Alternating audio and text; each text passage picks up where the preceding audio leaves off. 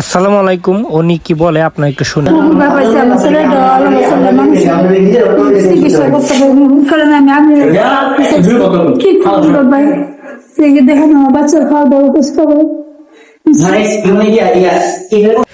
আসসালামু আলাইকুম। ঘটনা হচ্ছে আমাদের ছোট একটা ব্যবসা আছে ভৈরব বাজার জাইফা টেলিকম।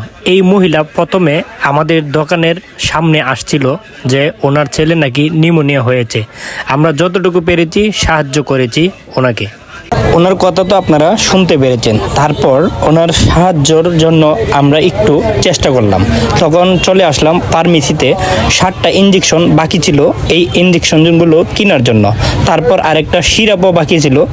তারপর এই সিরাপটাও বললাম দেওয়ার জন্য। দেখ, আপনারা এভাবেই মানুষের পাশে দাঁড়াবেন ইনশাআল্লাহ। দেখেন উনি কি বলে সম্পূর্ণ। আল্লাহ তাআলা এই ছেলেটাকে নেক হায়াত দান করুক। আসসালামু আলাইকুম। অবশ্যই মানুষের পাশে দাঁড়াবেন আপনারা। মানে জানেন, একটা সন্তান একটা মায়ের কোলে আছে, নিউমোনিয়া হয়েছিল না, নিউমোনিয়ায় মানে অসুস্থ হয়ে পড়ে আছে। ডাক্তারে আপনার 14টাই ইঞ্জেকশন দিছে, বুঝছেন? উনি রাস্তায় রাস্তায় দুয়ারে ঘুরতেছে টাকার জন্য। একটা সন্তান আপনি কোটি কোটি টাকা দিয়েও পাবেন না।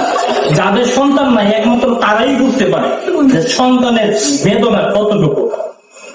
আল্লাহ পাক সবাইকে মানে সহযোগিতার হাত বাড়িয়ে দেওয়ার জন্য তৌফিক দান করো, আমি এটা কামনা করি। এই যে এই মায়ের সন্তান নিউমোনিয়া হয়েছে, 14টা ইঞ্জেকশন লেগেছে। আমরা যতটুকু পেরেছি আমাদের জাইফা টেলিকমের পক্ষ থেকে ওনাকে হেল্প করতে পেরে খুবই ভালো লাগলো। আপনারা সবাই দোয়া করবেন যাতে করে এভাবেই মানুষের পাশে দাঁড়াইতে পারি ইনশাল্লাহ। তো এই ইঞ্জেকশন গুলা এই যে কিনে দেওয়া হয়েছে, তো আমি এই আন্টির হাতে দিতেছি। তো একটা কথা জানেন, মানে সাহায্য করলে যে দেখাইতে হবে মানুষকে তা কিন্তু নয়।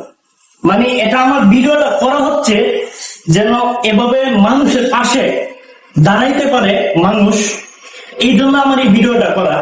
তো আমি যে ভিউর জন্য মানে ভিডিওটা করতেছি, তো এরকম না। যদি ভিউর জন্য হয়তো আমাকে ক্ষমার দৃষ্টিতে দেখতে।